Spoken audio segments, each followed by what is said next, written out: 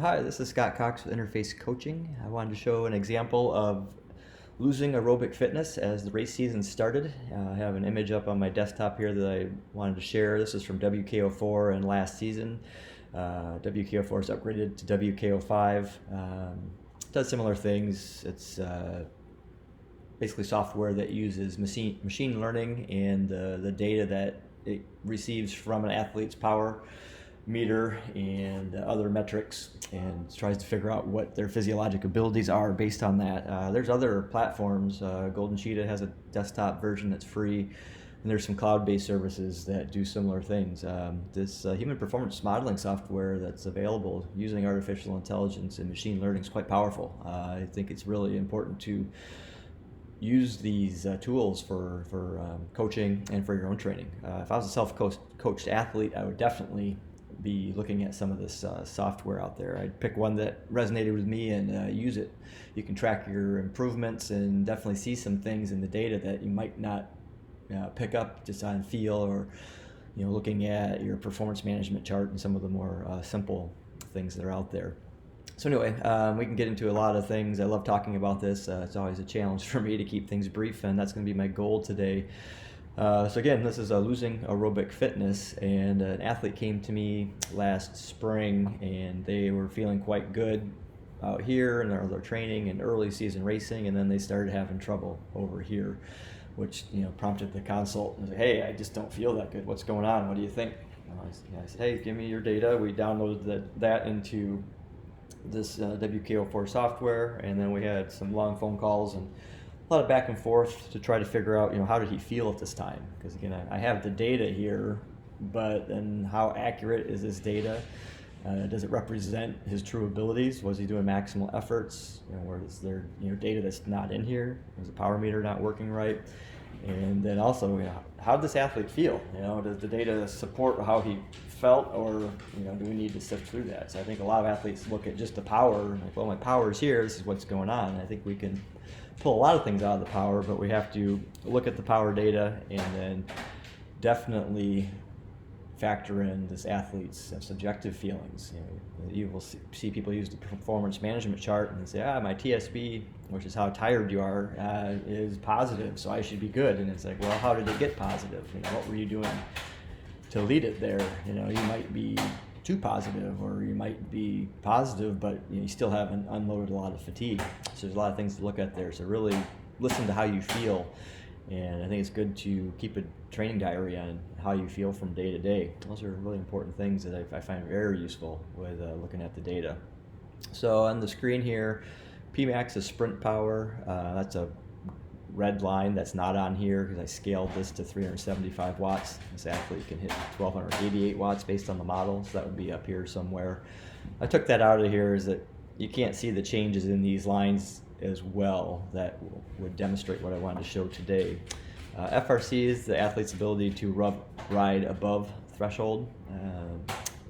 MFTP is modeled FTP, so this is what the model thinks this athlete's FTP is. WKO5 is based off of the functional threshold power model. VO2 max is in liters, so this is absolute VO2 max. Time to exhaustion, that's this blue line here. That is how long the athlete can hold this threshold. So you can see here, it's not an hour. This athlete can hold 355 watts for 33 minutes. And I think that was accurate for this athlete. So if he was talking about 60-minute power, or what his lactate or his power output would be at a lactate level of 4, and we're going to find that it's quite a bit lower than 355 watts. So if you're picking thresholds to train off of for your training zones, I think it's important to understand that, and then there's some nitty-gritty that you might want to get into there to make sure you're training at the appropriate intensity for you. And SFTP this is set FTP. So as a coach, I'll see what the model puts out as far as their FTP, and then I'll set an FTP based on what I think that FTP actually is, and that is a little bit of the art there, and I tend to base that off of maybe 60-minute power. It just depends on the athlete and their physiology. There's a few things there that I think that they're too much to go over even in an hour. There's internet fights, and there's a lot of information about it if you want to dive into it. But that's my approach, is I set what I think there can potentially hold for 45 minutes to an hour I think that's a better training intensity for threshold. But what I saw here with this athlete, again, he was having trouble out here, and he said he felt good here. And what we see in the data is, we can look at his modeled FTP. So he started training in the end of the year in 2018, and I know this rider was riding with some World Tour professionals locally, and he's quite talented. So he was able to ride with them in their training rides and blend right in. And it makes sense that the World Tour riders have the demands of their events is aerobic. So aerobic development is largely the focus of their training. A lot of long rides and volume, and they're riding well below threshold a lot. I think there's a perception that professional athletes ride at this high intensity all the time, and I don't think that's true. I've talked with the performance directors. I've been lucky to be exposed to some of the World Tour teams, and they don't maybe use all the things that you would think. They use the performance management chart and TSS and these other things. Some teams do, some don't. But I think they all focus on aerobic development, and I know some of the top teams right now on the World Tour level, they're ranked the highest and had the most wins last year. Their athletes are doing intervals, hard workouts, maybe twice a week. And those hard workouts, one's a VO2 max workout and the other one's tempo. So the power they're putting out compared to what an amateur's putting out, it's high, but they're riding well below their ability, and they're only going into the high end, like I say, probably once a week. The other days a lot of days are easy, and there's a little medium. It's not hard all the time like some athletes would think. There's a lot of gains to riding at those lower intensities, and we see it with this athlete here. So he didn't have much data here, so the model's getting more corrected. But if we track his modeled FTP, it's climbing up. It's climbing up gradually and progressively, and he started racing around here, and we see a nice little bump here, and he's improving. And then we see a little dip here. It's holding, and it's dropping. So his modeled FTP is dropping, and he's sensing in races, he's like, man, I'm just not feeling that good. So let's look at the other line here that's important to me is this FRC, functional reserve capacity. Again, this is his ability to ride above threshold, and it's holding pretty steady. It's holding steady. Well, it's starting to increase a little bit with some racing. It's increasing. So this ability to ride above threshold, and so using his anaerobic system more, is climbing, but the cost is his thresholds declining. So this is an example of an athlete that's racing a lot, and they may have race legs, but they're losing this aerobic foundation. It's eroding underneath them. They're tired from racing, and they're not able to train to keep this where it's at. We also see that the modeled VO2 max, it starts out, he's naturally high, but it's climbing, right? It's increasing. It increases early with this racing, and then we start to see that dipping as well. So with all the intensity of racing, especially on the amateur level, where these races are shorter, they're punchy, a lot of criteriums, a lot of attacks, it's not a steady long breakaway where you're this high aerobic development like a long tempo ride or threshold work. The efforts are short and sharp, and then there's recovery in between with drafting and saving energy and cornering. And the model shows it very clearly that he's losing aerobic fitness.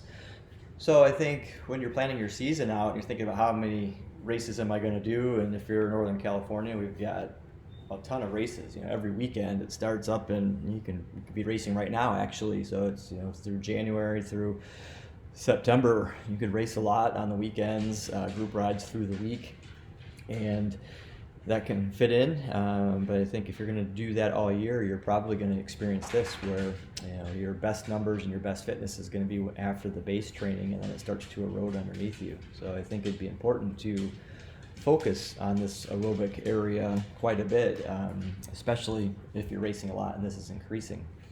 And I think that would involve taking some breaks from racing periodically. So if you just enjoy racing every weekend, I think that's great, but it does take a toll. You need to break periodically. So maybe race 2 weekends and take one off, or maybe you race 3 or 4 weekends in a row, and then you take the next 2 or 3 weeks off and go back to training. There's a racer I race against that an amazing year last year.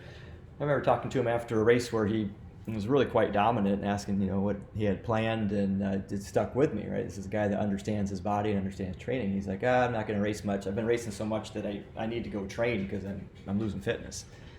So this is an athlete that is dominating every race and winning.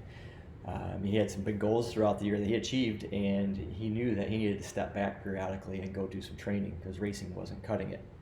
And so there's that approach, and then I think, again, if someone's racing every weekend and hitting that high intensity and really improving that FRC,